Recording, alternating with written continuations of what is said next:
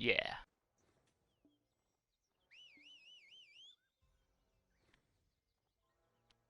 I know my mount's too far away.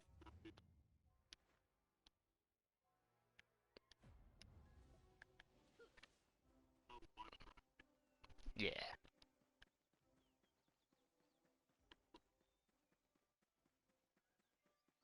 Yeah.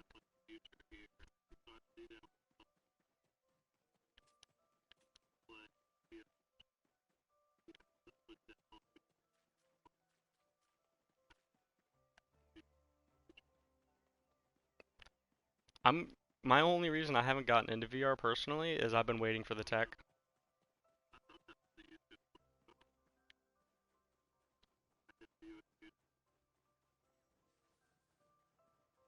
Is it pulling it up?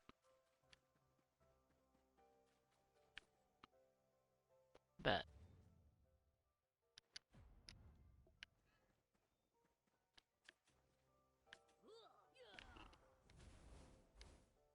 Oh, it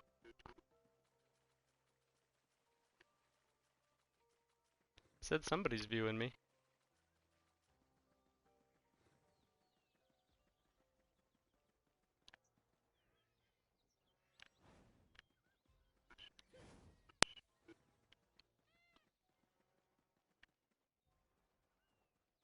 Well, can you see my screen? Like, do you see it pop up? Oh, I see. It's catching up.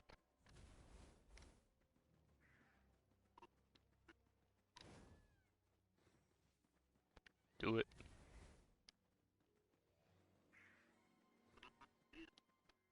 What do you see?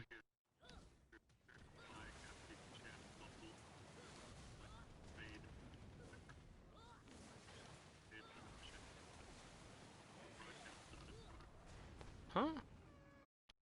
Oh, it says I'm broadcasting. Here, hold on. I can send you the link on your phone.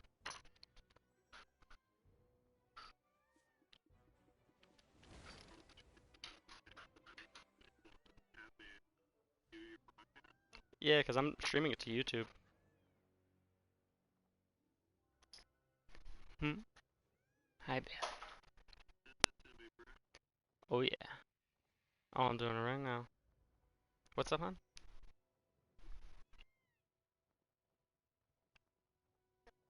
Oh, okay. Was there anything in the mailbox? Oh, okay.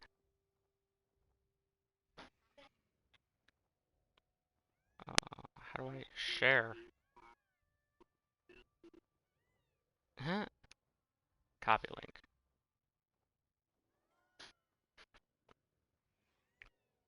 Craig the leg. Peace. I just texted it.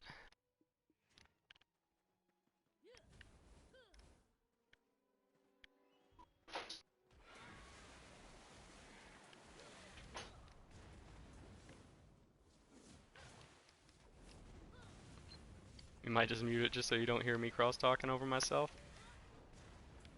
Though honestly, I don't know. There's sound, so. Can I broadcast? Can I stop my mic broadcasting? No.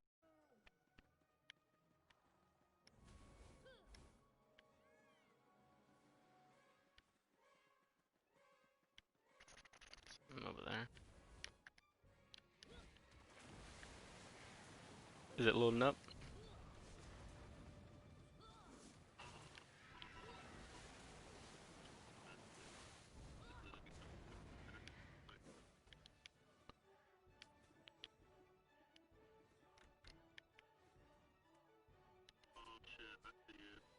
Oh shit.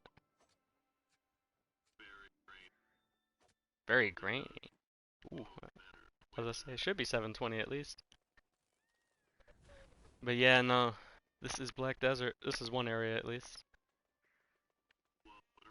Oh, now it says I have two views. Somebody's watching me. Those little. Oh yeah, so like I've got a couple of pets. So like I've got pets basically in this game, the way they work is essentially they're a pay to win item for the most part, They sell them in the cash shop. They're like $10 a piece. You can get them on sale sometimes a little cheaper. You can also buy them in the in-game market though for like 40 mil or so. Sometimes people sell them. But the purpose they really serve is that they pick up items. Some of them will have different bonuses and stuff. And like for example, the dragon right here at the top, he gives me knowledge, he gives me a durability bonus, he gives me processing EXP, gathering EXP, and fishing EXP. And the pets you have out apply the skills that are listed on the side there. And then they also have different bonuses, so like these guys all detect rare monsters and hostile items and enemies and stuff, but then there's also ones like this one reduces your fishing time for AFK fishing. Polar bear also reduces weight.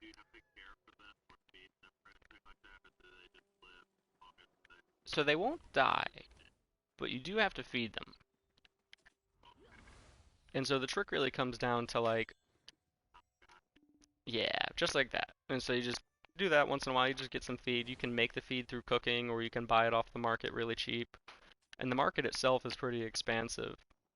And so, I mean, there's everything on here for the most part that you could want, including some of the cash items. So the items that you'll buy the pearls, 10,000 or 1,000 pearls for 9.99. You can buy like outfits and things like that that people will sell in game for some money, different sets and stuff. But then you can also extract them, and then like up there, if you extract that armor piece, you see you get Valk's Cry 56 or Cronstone 168. The Cronstones are those items I was telling you about earlier that let you enhance safely on some stuff like accessories without blowing them up. But that's a whole other topic. But then,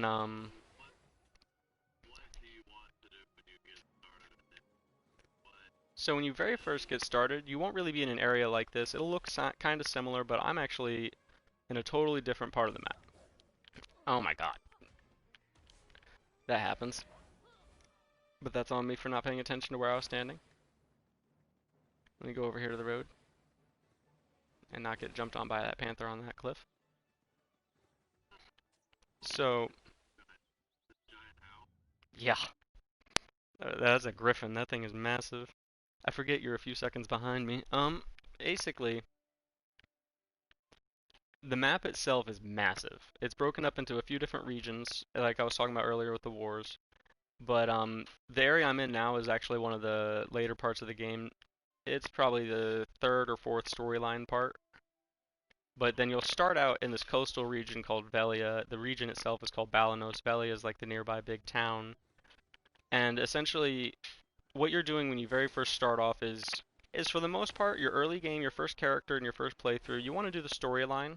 You don't need to do it again and again on every character by any means. You don't even need to do it on every character at all, like not even once. But it's worth doing one time through just to get an idea of what's going on, as well as to it'll give you a little bit of money, a little bit of resources, as well as you're going to get some weapons and gear and stuff that overall will give you enough gear to get started once you beat the storyline the first time through, and it'll give you the ability to then start exploring a little more outside of the storyline. There's a ton of side quests and things to do if you really want to do questing and story, but then there's also a ton of areas to explore that the story will take you through generally, but you'll have to go and explore on your own if you really want to get in depth. Your map will start out kind of fogged over, and initially that fog will lift basically just going through different areas and going to different places. Sometimes you'll have to go to a certain spot in an area and talk to somebody who's there called a node manager. There's one in every node in every region. Every place is a node per se, and it's like just a small area. It's like Old Wisdom Tree is a town, but that's a node. Versus like up the street there's Caudal Forest. This is like a whole another region. It's a different node. And so all of those regions are what the territories that are fought up in the node wars are made up of. Some of the nodes are smaller and you can only bring 20 people from your guild to fight at. Other nodes are a bit larger and you can bring upwards of 100 people from your guild to fight in.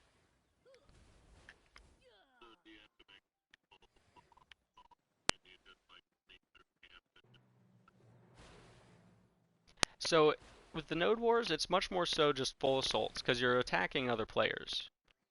And so you can try to be sneaky, and people do get tactical with it. But for the most part, there's going to be a main ball somewhere fighting on a front line, either in between the two bases, because the two bases you won't know where one another's base is at the start of the war. You'll have to find it. Then you have to break through one of the walls, and then you have to tear down their base. And they have like a center pillar basically in their base, that their command post, if you will. And your goal is to basically destroy that. If you can destroy theirs before they destroy yours, you win. I need to put on a buff real quick before I even join a raid battlefield anyway. But in essence, it's all about gearing up at the end of the day, but it's also about the social aspect. People like to play the game very solo. It's personal preference. I love it for the social aspect. I love playing with other people in the guilds. I love doing missions with people, grinding areas with people. I love, playing with a group. And you can play solo, you can play with a group, you can play with 5 people, you can play with 100 people in a big massive guild. And like for example, I'm in a little small like 30-man guild of some people I've been playing with for a while, but there's always somebody on. So there's always something to do. Somebody's always doing something. And in that sense, it's very much so a social aspect. It's you get to make friends and you get to play with cool people and you get to meet a lot of different people from all over. There's a North America server that we share servers with Central America, then Southern America has their own servers, Europe has a server, I believe Korea has a server, and I don't know if China does, I know Japan does. Or Japan might share with Korea. Waiting for somebody to join the red battlefield. I'll just go to the battle arena instead for now. But as far as like the gameplay goes, the way it plays is really up to you. Like I was talking about earlier, as far as what you do, as far as the way your actual character plays, also very much so up to you. So you have different classes ranging from your classic warrior with a sword and shield to Valkyries, which are like a warrior but a female variant that in their awakening they get like a lance. They get like this giant lance and a shield. You have a Dark Knight, which is like this elf with like this giant sword. You've got a witch and a wizard. Some of your standard RPG fantasy classes. But then you also have a berserker, like a big giant guy. You also have like a handful of different classes that kind of mix it up. So you have like a sorceress. She's got like a weird giant scythe that she gets, as well as these like crazy dark magic attacks. You have a tamer that has this giant spirit wolf that follows her around. You have the striker who's literally like One Punch Man. He literally is just like an MMA fighter slapped into this game, and he fits perfectly. But like all the classes fit very well. They flow well into the actual gameplay and in the storyline. You don't feel like anything just stands out of place, like nothing feels like it shouldn't be there. Granted, some classes are a little strong and other classes are incredibly strong, but like for example, Musa is like a samurai class that gets like a giant pole spear. Really good class, very difficult to play. It's not necessarily the best class in the game, not the worst. It's a great class, but if you don't know your class really well, if you don't know all of your skills and all your controls really fluidly, you're not going to be nearly as good as, say, a really average wizard. Because wizard, for example, is one of the lower skill classes that just it doesn't have a very high skill cap, but it has a lot of versatility. So like I jump around between wizard and then I've got a couple of trial characters that I play with, but wizard is definitely my main. I always love casting in games like this. I love magic. It's just fun. And at the same time, by no means am I overpowered against physical classes, but I'm really overpowered just because I'm a meme. I'm a wizard. If you're gonna be a wizard in a game, they look at it in the sense of like if you want to play a wizard, you want to be able to throw giant fireballs out and throw out lava pools and crazy shit and do real damage. And so in turn, a lot of my abilities are just like that. They're crazy. Wizard is basically in his awakening and all of his skills and stuff. He's basically fire and water. You can do lightning and earth and stuff like that, but it's witch is much more the lightning and earth class. She's the female wizard. It's a witch. They share the same early skills, their end game skills. Their awakening, what you get at level 56, which you can even do in a day. Those skills are much more so like set to your class. Like the Musa gets that pole spear, wizard gets a these like spears that basically like he like hovers in his hands and he like throws out random elemental attacks, specifically water and fire, and the witch does earth and lightning. And in a sense, I do a lot of area damage, for example, but like a physical class that can knock me on the ground, if I'm on the ground on my back trying to stand up and they won't let me stand up, they're gonna get me. Mm. Oh, I fuck him up. Ah, see, like right there. You'll see in a second when it comes up to your screen. I just died, but it was mostly because I let that guy teleport right behind me, and he's like a weird. Those Hashishins are the new class. They're like a cool Middle Eastern kind of like base class, I guess. That's like got this like sands, like this magical sand hacks that are like a melee attack. He's like an assassin that does like weird casting. They're pretty strong. They're kind of squishy, but they're pretty strong. And so like this is the red battlefield I'm playing in right now, which is that little team deathmatch I was telling you about prior. Essentially the way the points work is you start with 10, everybody does. If you die, they gain half of the points you have. So if I die, they gain 5 points and I lose 20%. So I lose 2 points. So they gain 50%, I lose 20%. And then whatever they gain also goes on to their team's overall score up at the top. And then at the end of the time, the team with the highest score wins. Losing team gets 4 million silver and like a red battlefield seal. Winning team gets 6 million silver and 5 red battlefield seals, which you can trade like 80 of those seals in for like a cool crystal that you can make that'll you can sell for like 20 or 30 mil, or you could put it into a weapon to make it a little stronger if you needed one. Yeah, yeah, he don't like me.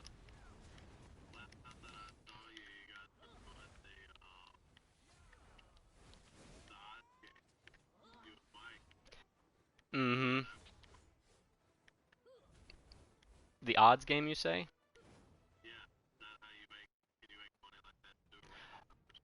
Oh yeah, so the RNG, so like the enhancing. So the enhancement is you've got part of the storyline is you've got this little black spirit dude that is possessing you, and that's its own thing. But part of the storyline is him, and you talk to him whenever you want. You can just press down on the D-pad and he pops up. And if you enhance with him, basically you give him your weapon at whatever level it is, and then you give him a stone that you craft for like the plus 16 and above, the ones that are Roman numerals, you have to use a special concentrated stone, which is like 2 or 3 mil. Otherwise, you can use a base armor stone or weapon stone, which is like 130 to 150k right now. The price changes on the market. But in turn, that lets you, swing your enhancement. And if it fails, like I said, with weapons and armor, the durability overall goes down, and you can bring that back up. Granted, it's very expensive for some boss items because you can't just buy another one to smash together with it. If it's a boss item, they're very expensive. And that's also where cronstones come in, is cronstones allow you to make safer attempts at it with better chances. But like I've got a 51 stack and I've got a 1.83% chance at upgrading that to plus 20 to the pen to the max rank. And so like at that point, I'm just going to take it as is because it's so hard to get to that. Granted, I will eventually reach a point in the near future where I will need to be penning my weapons and penning my armor. Hitting pen on your accessories is the kind of thing that you just that's masochism because you're blowing up like 5 bill if you blow up a Tet belt, and it takes weeks to gather up. Sometimes days to weeks depends on what you're doing and how much money you're making.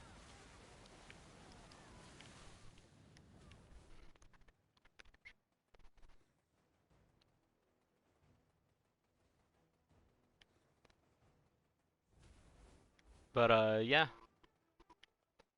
and so I mean that's Black Desert in a nutshell.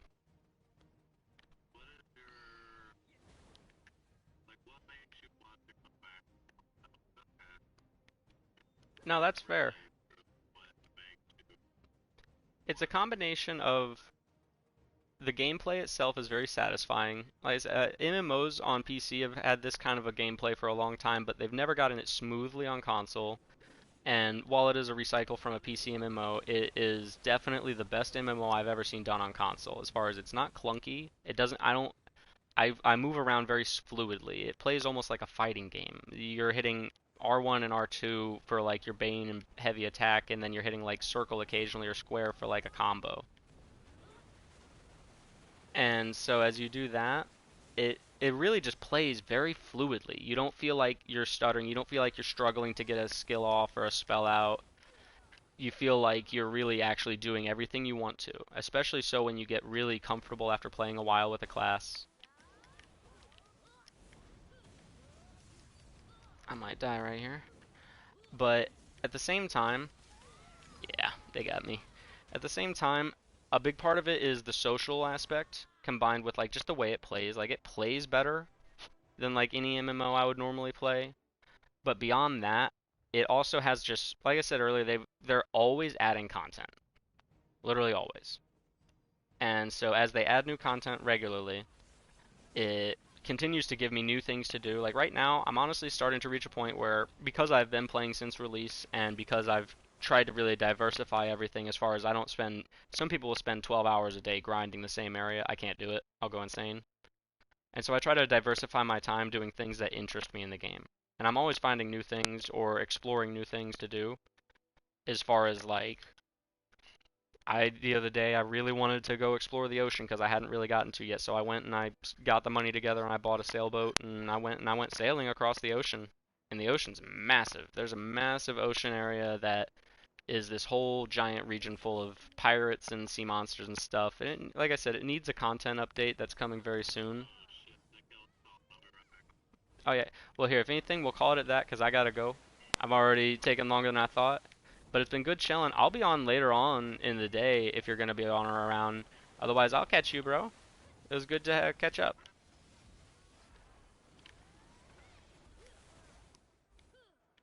Hell yeah, man. All right, I'll catch you later, bro. Have a good one.